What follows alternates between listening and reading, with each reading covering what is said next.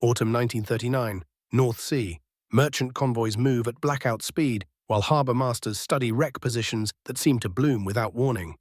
The sinkings are not random.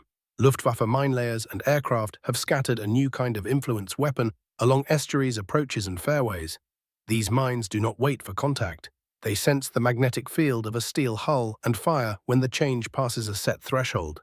Within days, Admiralty plotting rooms see a pattern that threatens Britain's survival math. If ports close or convoys halt, the island economy starves long before armies decide anything on land. Into this problem steps a Royal Navy officer scientist, Charles Frederick Goodeve, working with a small group of physicists, engineers, and dockyard electricians. Their brief is unromantic and urgent. Find out precisely what the mine senses and make a steel ship look like the sea. Early recoveries of intact mines and bench tests confirm the core mechanism. A ship concentrates and carries magnetism from the Earth and from its own construction. The weapon key's on that signature. Change the signature and you change the risk. What follows begins as a proposal many saltwater professionals call far-fetched. Wrap ships with electric coils or drag an energized cable up their sides to induce an opposing field. Measure the result at shore ranges. Record it. Maintain it. In plain terms, remagnetize the hull on purpose so the total magnetic footprint falls near background. If it works even partially, channels that would be closed can reopen and the convoy cycle can continue. The stakes are operational, not abstract. Britain's war effort depends on grain fuel, iron ore, and munitions crossing the western approaches every week of every season. The question that frames this film is direct. How did one engineer's insistence on treating magnetism as a controllable ship parameter become a national program that kept harbours usable and convoys moving? And why did that decision taken in late 1939 prove decisive against a weapon designed to make the sea itself hostile to steel? Winter 1939, Britain faces a mine threat that bypasses armour and gunnery. The weapon is the magnetic influence mine. It fires when a steel hull changes the local magnetic field beyond a preset threshold. The sea becomes a sensor grid. Channels that look clear on the surface are hostile underneath. The immediate cause is German doctrine that aims to close ports and estuaries without risking surface action. Aircraft drop mines by night. Submarines lay mines where aircraft cannot. The intent is economic. Starve the island, slow the convoy cycle, force Britain to expose escorts and minesweepers in predictable lanes. The pre-war roots of the problem are simple physics. A steel ship carries two kinds of magnetism. During construction, the hull acquires a permanent bias as plates are riveted or welded in the earth field. During service, the hull also takes on induced magnetism that varies with heading and latitude. The total signature is stronger than the ocean background. A nearby sensor can detect it. A mine pistol can be tuned to it. In 1939, the German Navy packages this principle into a sea mine that lies on the seabed and listens. The first weeks of combat produce patterns that are hard to ignore. Ships sink at fairways and bar channels. The wreck symbols cluster where traffic must funnel toward harbour approaches. Contact mines cannot explain the spacing because many losses show no hull tearing that matches a moored contact strike. Harbour authorities log shockwaves felt by multiple ships passing the same reach. Pilots and tug crews report no periscopes. At staff tables, the conclusion is forced. The trigger is not mechanical contact. It is an influence sensed at a distance. That moves the countermeasure away from armour and into signature control. Late 1939, a few magnetic mines are recovered more or less intact on tidal flats after their parachutes and casework are spotted at low water. Engineers strip the pistols and test them against calibrated coils. The benchwork confirms that the firing circuit responds to a change in magnetic field consistent with the passage of a large steel mass. Two lines of effort begin at once. The first is classic minesweeping. Build or adapt craft to tow electric loops that imitate a ship and trigger mines in a controlled area. The second is more radical. Change the ships themselves so that the mine does not recognize them as a trigger in the first place. Into the second line steps Charles Frederick Goodeve. He is a Royal Navy officer scientist who can translate between physicists and shipwrights. His starting point is not an invention, but a method. Measure signatures. Model them. Then bias the hull with an opposing field until the net value seen by a seabed sensor approaches the Earth background. The idea sounds perverse to many seamen. Electrify a ship to make it safer. Remagnetize the hull on purpose, but the mathematics is not exotic. Run current through a conductor that loops around the hull. The current produces a magnetic field. Adjust the current until the hull signature is cancelled to the extent practical. A program needs names and procedures. Goodeve uses the term degaussing to describe the process of removing or countering the dangerous part of a ship's magnetism. The term gives dockyard crews a handle and a target. Remove the gauss. In practice, this means two main techniques. One is a permanent coil system built into the ship as insulated cable in channels along decks and frames. The coils are split into sets to address vertical, longitudinal, and athwartship components because the signature is three-dimensional. The other technique is wiping or deperming. A heavy insulated cable is energized to high current and hauled up and down the sides of the hull from stem to stern. The pulse resets the permanent magnetization. The ship leaves with a safer baseline, even if no coils are fitted. None of this matters without measurement, so the Admiralty orders degaussing ranges built at major ports. Engineers bury loops in the seabed and connect them to instruments on shore. A ship steams at a set speed over the range, while technicians record the field components. The result is a profile that shows how the ship appears to an influence sensor. Crews receive coil settings and a certificate. Captains add a new item to readiness. If the range reading is out of tolerance, the ship does not sail through mined waters. Measurement creates discipline. Discipline keeps the benefit from decaying between yard periods. Logistics decides whether the idea helps in time. Britain allocates copper cable and switchgear in the same priority bands used for weapons and radar. Dockyards cut channels into plating to carry coils. Merchant yards are briefed to include coil paths in refits. Shore teams learn to wipe multiple small craft per day. The schedule is brutal because the battlefield is a calendar. Convoys do not wait for elegant engineering. If a simple wiping pass can cut risk by half, the ship goes. Fine-tuning can follow when coils arrive. The program grows because procedures are simple to teach and the outcome can be verified on the range. Operations push design. Mines are not uniform. Trigger thresholds vary. Some pistols key on the vertical component more than the horizontal. Some require a rate of change rather than a static value. That drives the adoption of coil sets that can be trimmed at sea as latitude and course change. Navigators learn why long passages on a single heading can bias a hull again. Engineering officers keep a degaussing log with coil currents and recent headings. When the readings drift beyond limits, the captain schedules a range run or requests a pier sidewipe.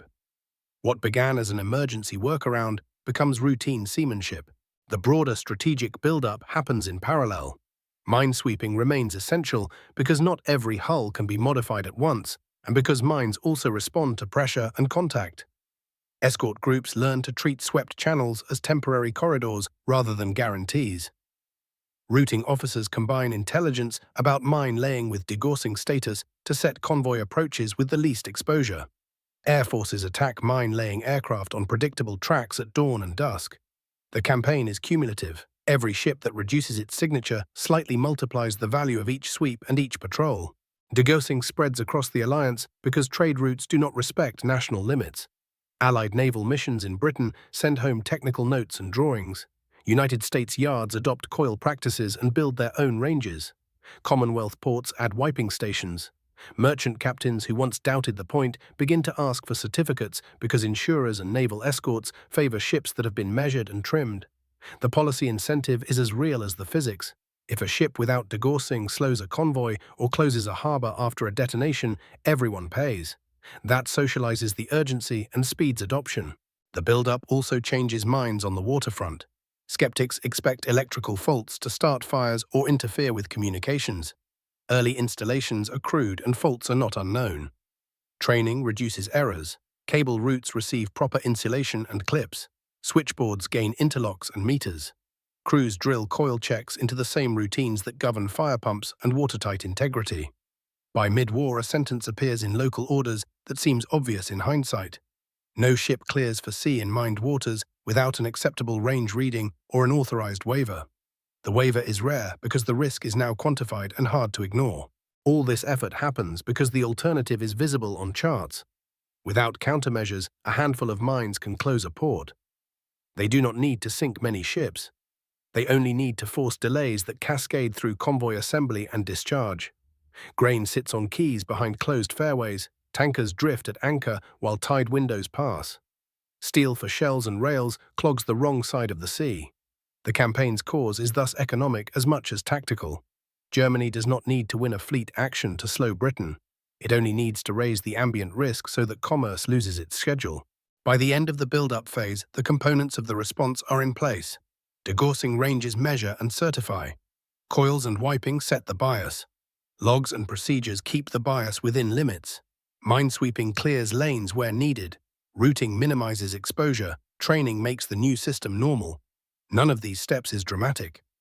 Together, they convert a physics surprise into a managed parameter. The sea has not become safe. It has become predictable enough for convoys to move. The causes that began with a new trigger have now produced a new discipline.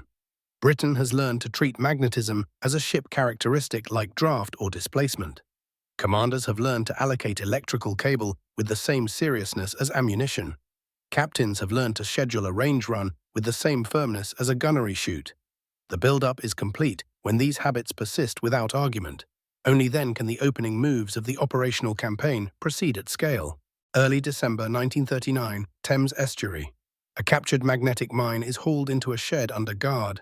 Technicians diagram the firing pistol and write the first rules for survival. A steel hull carries a magnetic signature. The mine senses the change when that signature passes. Conclusion: if the signature can be reduced near the background field of the sea, the pistol will not arm or will not fire. The Admiralty issues an emergency circular. Build measurement ranges. Design coils for the largest combatants first. Develop a portable method for any ship that cannot wait for a yard period. The work begins before the ink dries because nightly airdrops have already seeded the approaches. Scapa Flow follows days later. Divers and ordnance men rehearse recovery drills in winter water while a shore party assembles a test loop and meters in a wooden hut. The first local objective is not elegant engineering. It is a triage plan that keeps the base open. Park an armed trawler over the range. Steam one ship at a time over the seabed loop at a fixed speed. Record the vertical component of the hull field. Calculate coil currents that will reduce the peak to a safe figure. Repeat until outbound traffic can form up without halting under a mine scare. Liverpool and the Clyde open their own ranges by Christmas. Engineers standardize a sequence that any captain can follow. Enter the range lane at 5 knots. Keep the centerline on the buoys. Maintain course until the signalman flashes clear. Dockyard electricians meet the pilot at the berth with a sketch showing recommended currents for normal latitudes. The numbers go in a green log that will travel with the ship. A single sentence becomes a routine.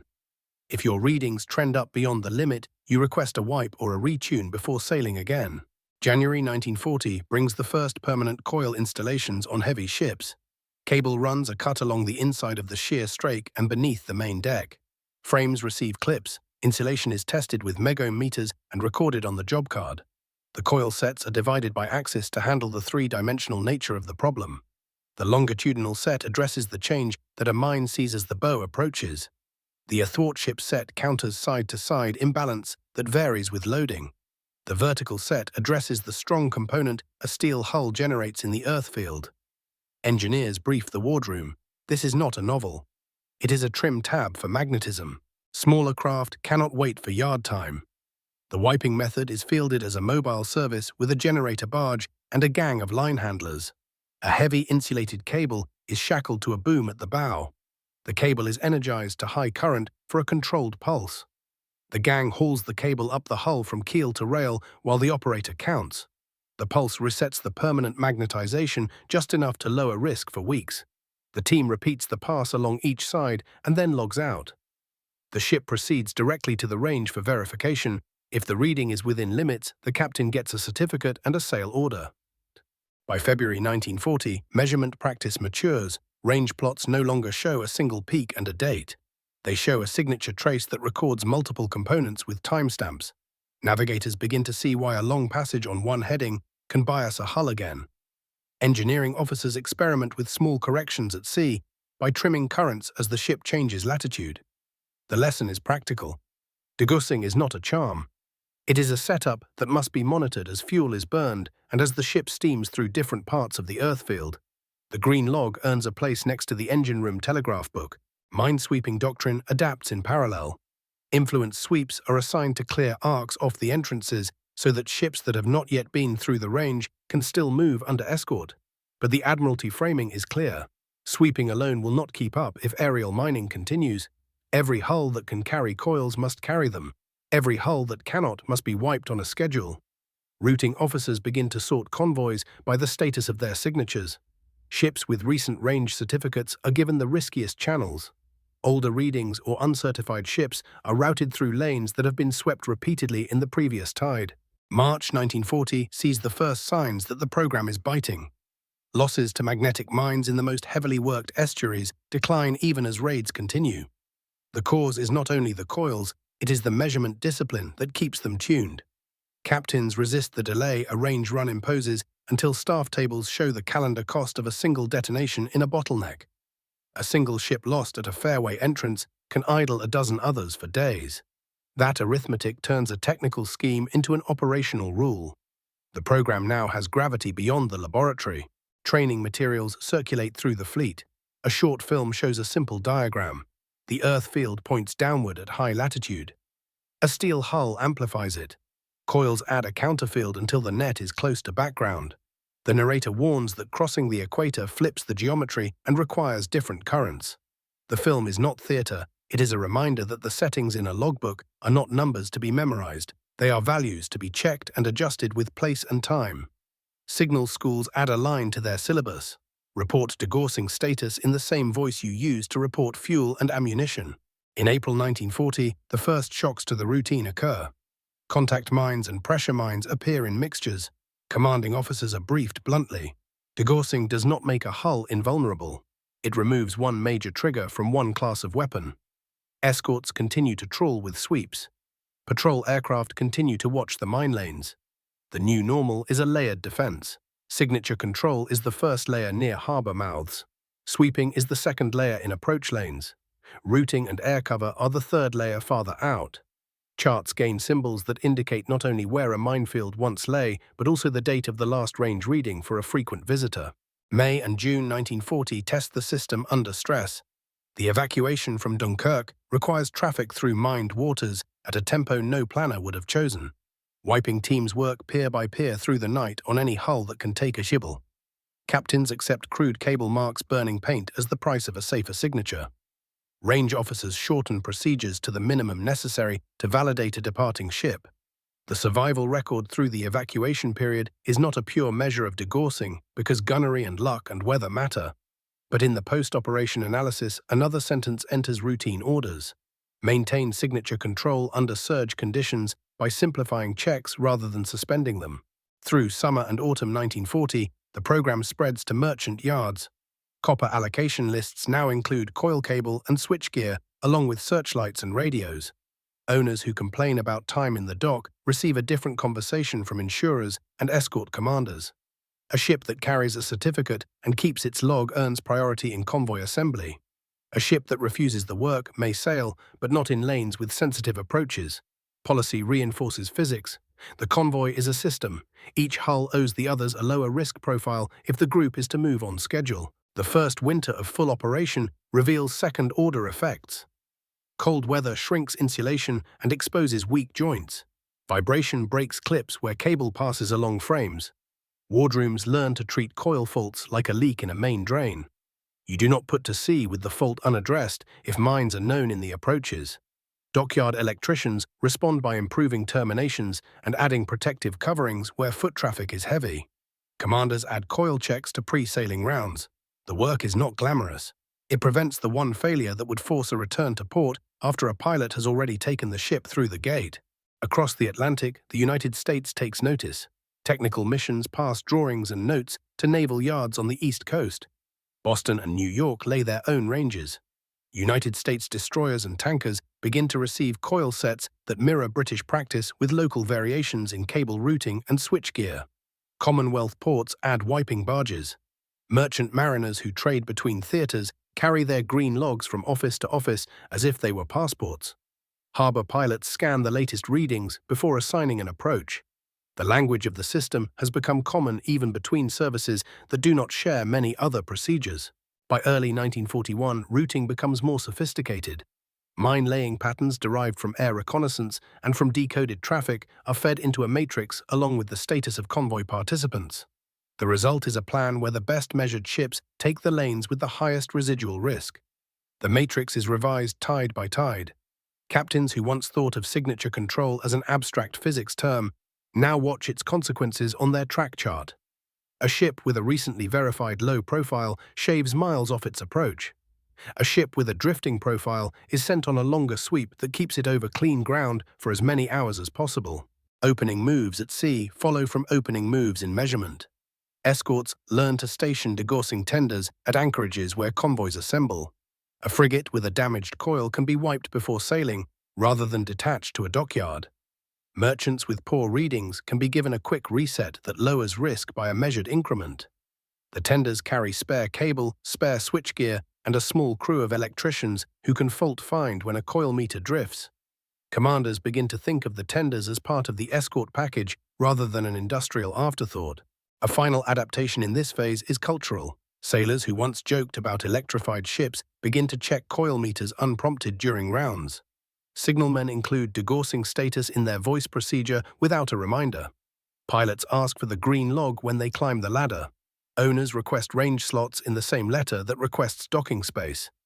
The habit has settled. A ship no longer sails through mined water as a passive steel mass. It sails as a tuned object with a measured signature that can be managed. That mental shift is the true opening move of the campaign because it makes every subsequent improvement cumulative. By spring 1941, the system is ready for scale. Ranges function as part of harbour infrastructure. Coils and wiping teams exist in numbers. Logs and procedures survive watch changes and refits. Routing integrates technical status with intelligence. Mines still kill. Pressure triggers cannot be erased by magnetism alone, and contact horns still wait for mistakes. But the worst case where a single seabed pistol threatens every large hull in a channel has been blunted. The war at sea has tilted back to one where movement is possible under rules that sailors can learn and enforce. The first phase closes with a simple sight along the quay at Portsmouth. A line of ships shows the cable conduit that marks a coil set under the paint. A tender moves past with a heavy loop coiled on her deck. The range hut signal lamp blinks as another captain brings his ship to 5 knots across the buried loop. There is no drama in the signal code. The message is a number and a word, within limits. The opening moves are complete when that verdict is normal.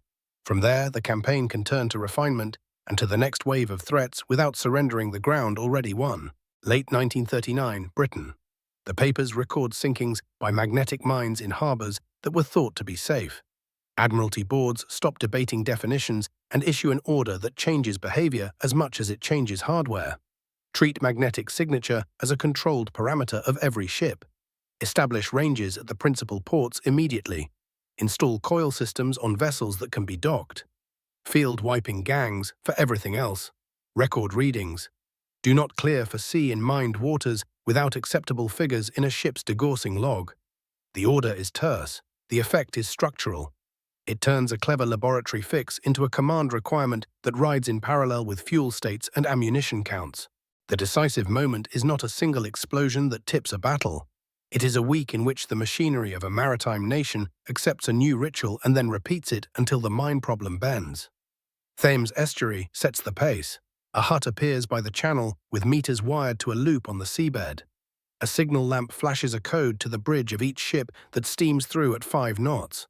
The numbers that come back are not opinions. They are traces of vertical and horizontal field components with enough resolution to show the shape of the hull as it passes. Dockyard officers now have a lever. They can say sail or do not sail with a precision that cannot be argued away. Commanders confront 3 constraints at once. Copper for coils is finite.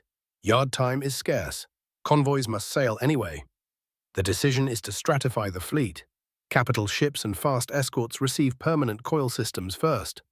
Large merchants that are frequent convoy leaders follow. Small craft and late arrivals are wiped. The wiring diagram for a battleship shows separate circuits for the longitudinal, the athwartship, and the vertical components. The switchboard carries meters and rheostats so that currents can be trimmed by the engineering officer as the ship changes latitude or loading. The wiping procedure for a trawler shows lines of chalk along the hull to guide the crew who will haul the energized cable in measured steps. 2 different solutions, one purpose. Push every hull signature downward toward the level that mines see as ordinary sea. The range routine hardens into habit. The pilot brings a ship to the range lane. The quartermaster steadies the course on the buoys that mark the seabed loop. In the hut, a rating notes the time and the ship's name on a card that matches a roll of paper on the meter drum. The trace rises as the bow approaches. The peak shows the vertical component that a mine would see beneath the forefoot. The line dips and rises again as the stern passes. When the lamp flashes clear, the captain knows whether his coil settings and his last wipe have done their work. If the trace stays within the brackets set by the local order, he receives a certificate. If it does not, he receives a course to the pier, where an electrician waits with a wrench and a cable drum. The most important decision taken in this phase is administrative. Range readings expire. The validity period is not a guess. It is set by observation of drift in repeated traces from ships that run similar routes. A destroyer on long patrols in high latitudes will drift faster than a collier that shuttles between nearby ports. The certificate becomes a dated instrument. Captains can plan around it. Staff officers can route convoys using the freshest data. A number on a paper produces a movement plan at sea, which is the goal of all staff work. The mine is still down there. It has not been defeated, but the odds that it will trigger under a ship with a current certificate are falling with each measured week. The turning point shows itself in the places that once looked untenable. Thames approaches. The Clyde, Scapa Flow. The first months of magnetic mine warfare put those names into casualty columns. After the order and the routine, the stress shifts. Losses to magnetic triggers fall in lanes that have active ranges and disciplined compliance. Not to zero, to a level that a harbour master can tolerate while keeping a schedule. The cause of that shift can be traced step by step. A coil set is fitted, an electrician runs a continuity check, a ship steams across a loop, a number on a drum falls into a safer band. A captain signs a log, multiply that across hundreds of hulls, and the pattern on the Admiralty wall chart changes from clusters to scattered single marks. In February 1940, a series of staff conferences gives the program a backbone it did not have in the first scramble. The first subject is prioritization of copper and yard hours. The second subject is training of ratings and dockyard electricians so that installations do not fail at sea from preventable mistakes. The third subject is the creation of a standard degaussing log. The log is a green booklet with spaces for range readings, coil currents, headings, and latitudes during long legs, and notes about shocks or repairs that could alter the hull magnetization. Every page has a signature line for the officer of the watch, the engineering officer, and the captain. The signatures give the book authority. The book gives continuity when ships change watches or pilots or ports. The order is precise about how to treat failure. A coil fault discovered during rounds is reported with the same urgency as a leak. If a reading drifts high before a planned departure, the ship does not go to sea on schedule and hope for luck. The captain requests a wipe or a retune. Harbour control is instructed to treat such requests as priority movements, not as annoyances. It is better to delay one departure than to lose one ship in a narrow and hold 10 more at anchor for 2 tides. This is the logistics logic of the decisive action. Accept small planned delays to avoid large unplanned closures. The evacuation period in May and June 1940 tests every principle at once. The traffic through mined water is beyond any peacetime imagination. Wiping teams make mistakes as they work by floodlight and under threat. Range officers throw out bad traces and recapture them with a second run, rather than move a doubtful ship into a lane that will be used by dozens of others. Captains who would once have rejected scorch marks on fresh paint tell their officers to rig cranes and help the wiping gang haul cable themselves. It is not glory, it is competence under pressure. When the analysis is written afterwards, the finding is stark. The ships that had at least a minimal wipe and a verified trace fared better in passages that ran through waters where magnetic mines had been dropped in quantity. That does not erase the other factors of gunnery and weather and chance. It does show that a measured signature tilt shifts survival under stress. Through the remainder of 1940, the technical side reaches a plateau that makes operations smoother. Coil sets are refined so that each axis can be tuned with less interference to the others. Switchboards gain better meters and interlocks so that a fatigue mistake at night is less likely to burn a lead. Insulation is improved on the cable runs that sit where boots and cargo nets scrape. Dockyards add a check step where a megohm reading must meet a threshold before the panel is closed. The goal is to make the system robust enough that it becomes invisible to the crew most of the time. A steady meter and a steady log are worth more than a clever new circuit that fails in a gale. At sea, two procedures consolidate the gain. The first is the range run on arrival as well as on departure when time and traffic allow. This detects drift before the next leg and allows a trim while stores are taken on. The second is the practice of avoiding long hours on a single heading when practical. Navigators learn that a modest dogleg in a track can slow the remagnetization of a hull that would otherwise creep back toward a dangerous bias. These are small tactics. Over weeks, they preserve the benefit that the yard purchase brought.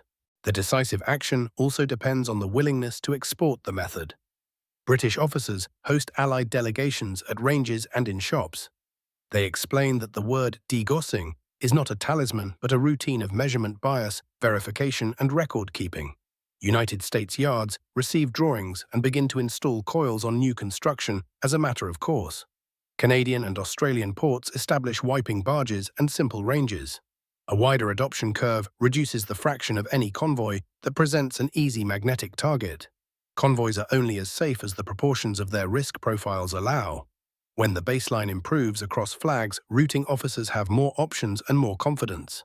One of the strongest indicators that the program has crossed its hinge point is the way captains and owners talk about it. What began as a strange science becomes a contractual term. Insurers ask for range certificates in the paperwork that sets premium. Harbour pilots ask for a look at the green log as naturally as they ask for the draft. Escort commanders lobby to put the best measured ships at the front and rear of a convoy, where they will be more exposed as they connect with swept lanes. The language of magnetism moves out of conference minutes and into the bridge voice where it belongs if it is going to save ships. Not everything in the decisive period goes smoothly. Pressure mines appear in mixed fields. Contact mines remain deadly in the wrong tide. There are coil failures that send ships back to berth at the last moment with tempers high and schedules broken. There are arguments about whether wiping intervals can be stretched. There are cases where a captain chooses to sail on an old reading because the weather window looks kinder now than tomorrow.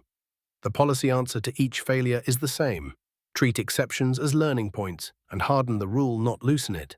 Add a check, not a waiver. If insulation failed at a bend radius, change the bend. If a bridge team missed a certificate date, add a conspicuous card to the chart table that the pilot will see. If a port is short of coil cable, reassign copper from a less critical program for a month. By early 1941, the evidence is no longer a collection of anecdotes. Throughput at key ports holds even as raids continue. Convoy assembly cycles return to a rhythm that staff tables can plan against. Losses to magnetic mines in the most heavily measured channels continue, but at rates that no longer threaten closure. Range officers can show the traces and the dates. Routing officers can show the charts with lanes kept open across months that should have been lost. The decisive action has produced its intended operational effect. It has turned a weapon designed to inflict universal caution into a weapon that still kills but no longer halts movement on command. It is tempting in retrospect to ascribe this success to one clever device. That is not the shape of the truth. The coil is essential, the wiping cable is essential, the loop on the seabed is essential, but the signature piece is the human system that touches them all. Orders that are unambiguous, routines that are checkable, logs that carry authority across watches and ports. A culture that accepts small daily chores to avoid catastrophic surprises. When all those are in place, the minefield is not tamed, but it is bounded. The convoy commander can set a time of sailing, knowing that a measured reduction in risk will be present under each hull. If a single image captures the decisive action, it is not a mine detonating under an unlucky bow. It is a meter needle in a wooden hut, settling within a band that a rating has marked in pencil and a lamp flashing a code that sends a ship forward to her lane. The mine waits below and will wait again tomorrow, but the ship has been tuned to pass above it as just another part of the sea. That is what a turning point looks like in a logistics war. It is not a cheer on a signal bridge. It is 1,000 quiet adjustments that add up to movement, and movement is victory's precondition. The chapter closes with a policy that no one argues any longer. A ship that intends to sail in mined waters will not do so without a current range reading and an acceptable signature. If a commander must choose between delay and risk, the choice is delay because the program has demonstrated that the cost of one preventable detonation near a fairway is larger than a day's lost berth time. With that rule enforced, the fleet carries into the next phase a habit of managing signatures that will also serve when other weapons appear. The decisive action has not ended the mine war. It has given ships a way to move through it with intention rather than chance. Harbour charts tell the first part of the story. The dense clusters of wreck symbols that marked the approaches in late 1939 thin out through 1940, where ranges and wiping become routine. Port captains resume schedules that had been cut to fit tide windows and bomb alerts. Convoy assembly points hold their turnarounds across weeks that would previously have been broken by emergency closures. The change is not a triumphal reversal so much as a restoration of rhythm. Ships arrive, discharge coal or fuel, and depart on timetables that staff officers can plan around. In a logistics war, predictability is oxygen. Degaussing provides just enough of it for the Western approaches to breathe again. Administration absorbs the method and turns it into paperwork with consequences. Range certificates acquire expiry dates and serial numbers. Insurance underwriters begin to ask for those numbers in the same paragraph that lists hull cargo and crew. Naval routing officers sort convoys by certificate freshness as they balance weather intelligence on mine laying and the availability of influence sweeps. The green degaussing log becomes part of the inspection ritual for harbour pilots. A ship with a current trace takes the shorter approach over lanes that cannot be swept every tide. A ship with a stale trace is routed wide. Bureaucracy can be dead weight, but here it is ballast. It keeps thousands of small decisions trimmed toward lower risk. Dockyards feel the burden and the benefit. Copper cable insulators, switchgear, and meters are now war materials issued against priorities that once applied only to armament and wireless sets. Fitters develop a house style for cable runs that avoids chafe and keeps panels serviceable. Standard drawings circulate so that a destroyer refit in one yard is legible to an engineer in another yard a month later. Faults decline as crews grow familiar with interlocks and insulation checks. The early image of scorched paint and improvised clips gives way to conduit and clean terminations. The equipment recedes into the background of a ship's life, which is the desired end state for any protective system. At sea, the effect shows up in how captains talk to each other. Reports from patrols note that influence explosions decline in channels with active range discipline even when raids continue to seed mines. The distinction is important. The enemy remains capable of laying fields quickly and in bad weather. What changes is the fraction of those fields that can be relied upon to trigger against any large hull that passes. When that fraction drops, mine warfare ceases to be a lever that can close a harbour on demand. It becomes a tax on movement that can be planned into schedules and countered by sweeps and routing. The enemy has not lost a weapon, he has lost a guarantee.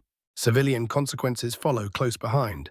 Stevedores and tug crews go back to work patterns that support continuous discharge rather than spasms of movement between scares. Railways that feed from docks regain the tempo that lets rolling stock turn rather than stack at sidings. Fuel depots stop the dangerous practice of stretching storage beyond safe limits to hedge against long closures. Local authorities report fewer panics caused by underwater blasts near fairways. The background risk remains, but it is now contained enough that civil management can address air raids and shelter discipline without the added shock of sudden maritime standstills. The program also changes how fleets are composed and where they assemble. Escort groups expect to meet degaussing tenders at anchorages upriver from the open roadsteads. A frigate with a drifted signature can be wiped on the tide and certified before the convoy forms. Merchants that arrive without coil systems can still receive a baseline wipe that lowers risk enough to merit inclusion. This flexibility smooths the jagged edge of wartime schedules. Without it, routing would need to curtail mixed convoys or leave stragglers behind in unsafe numbers. With it, the convoy commander can plan for more uniform risk across the formation. The enemy adapts, and that is part of the aftermath. Mines appear with pistols that respond to the rate of change in field to particular orientations, or in combination with pressure and contact triggers. Each adaptation narrows the safety margin and forces more careful coil geometries, better measurement ranges, and stricter log discipline. None of those responses would be possible if measurement had not become habitual in the first place. Because it has new variants can be tested against known signatures, and new coil settings can be issued as procedures rather than as improvisations. The mine war becomes an engineering exchange rather than a one-sided surprise. Allied partners take the method home. United States yards lay ranges along their approaches and begin to include coil channels in new construction. Canadian and Australian ports commission wiping barges, then transition to dual systems as copper and labour allow. Merchant lines adopt company policies that mirror naval practice, codifying range runs on arrival and departure where facilities exist. The wider the adoption, the less any single convoy is dragged upward in risk by a handful of vulnerable hulls. The social effect inside the alliance is real. Degaussing becomes shared vocabulary across services that otherwise differ in signals gunnery doctrine and watch bills. There are costs. Copper devoted to coils is copper that cannot become motors or transformers elsewhere. Yard capacity spent cutting channels into hull plating cannot be used for certain refits. Electrical faults can and do occur, especially in early installations, and some ships miss tide windows while panels are opened and joints remade. Command must defend the policy through these frictions. The defense is numerical. A day lost to a coil fault is less costly than a week lost to a fairway blocked by a single detonation. Over months, the equation is understood so widely that it no longer needs to be re-argued. It is built into schedules and into how captains think about readiness. Doctrine shifts in small but durable ways. Navigation officers add a caution against long runs on a single heading when it can be avoided without waste. That habit, barely noticeable on the bridge, reduces the slow remagnetization that can creep into a hull over ocean crossings. Engineering officers keep coil currents in the engineering order book with the same visibility as boiler pressures and fuel states. Signalmen learn to report degaussing status in convoy conferences without prompting. These are unremarkable sentences in shipboard life. They amount to a behavioral perimeter around a threat that once exploited inattention. The broader anti-submarine war takes cues from this experience. When acoustic homing torpedoes appear later in the conflict, escort groups adopt towed noisemaker decoys even though those devices compromise sonar performance and demand careful speed management. The willingness to accept trade-offs in order to break a new guidance method echoes the earlier acceptance of coils and logs. The lesson is procedural. Define the signature that a weapon hunts, then erase it, spoof it, or shift it. The lesson is also institutional. Move bench work into fleet practice, quickly measure the result, and write the maintenance into routine. Those habits formed under the mine crisis persist. Strategically, the consequence is measured in tonnage that reaches Britain and in the absence of closures that would have forced political decisions under duress. There is no single convoy saved solely by coils. There are hundreds that arrive on time because approaches did not shut. Industrial mobilization in Britain and in North America relies on that reliability. Food, fuel, and munitions flow with interruptions that can be absorbed rather than with stoppages that cascade. In that sense, degaussing is a negative victory. It prevents something from happening, and the proof is the smoothness of schedules rather than a dramatic statistic. The final element of the aftermath is cultural. Sailors who once joked about electrified ships now treat the meter in the range hut as part of the sea. Harbour masters who once considered mines a specialist's concern add range bookings to their tide tables as a matter of course. Owners regard the green log as part of the ship's identity, like tonnage and draft. When a protective technology dissolves into custom, it has succeeded. And when a custom reduces an enemy's ability to turn geography against you, it alters the political weather of a war fought on calendar pages as much as on charts. The sea has not become permissive. It has become manageable. That is the consequence that matters. Legacy is clearer at distance. 3 conclusions dominate serious histories of the mine war around Britain from late 1939 onward. First, magnetic influence mines converted maritime geography into a physics problem, and degaussing turned physics into procedure. By treating magnetism as a measurable, adjustable property of a ship no different in principle from draft or displacement, the Royal Navy and its allies removed the automatic trigger that had threatened to close ports at will. Second, the program's true power lay less in copper and coils than in measurement discipline. Seabed ranges, green logs, expiry dates, and repeatable checks created a feedback loop that kept signatures within limits across seasons and refits. Third, rapid bench-to-fleet translation became a habit. Once the institution learned to define the signature, a weapon hunted, it learned to erase it, spoof it, or move it, an approach later visible in acoustic decoys, radar deception, and electronic countermeasures. Debates remain, and they are healthy. Historians still argue over the exact share of losses averted by degaussing versus minesweeping routing and intelligence-led interdiction of mine layers. Some analysts stress that German innovation did not stall. Pressure triggers and rate of change magnetic pistols narrowed safety margins and forced constant recalibration. Others note that early installations occasionally failed at sea or that range capacity lagged demand in surge periods, creating pockets of elevated risk. These points refine the picture without reversing it. A fair assessment is that degaussing by itself did not make ships invulnerable, but as part of a layered defense, it changed the cost curve of mining. The enemy retained a weapon. He lost confidence that a handful of devices would close a harbor on command. Operational legacies outlasted the crisis.